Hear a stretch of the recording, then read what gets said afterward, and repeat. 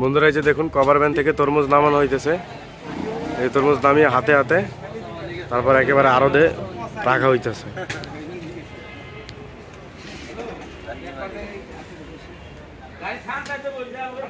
রাতভর এই তরমুজগুলো নামানো হবে। এই যে দেখুন হাতে হাতে কিভাবে পাস করে।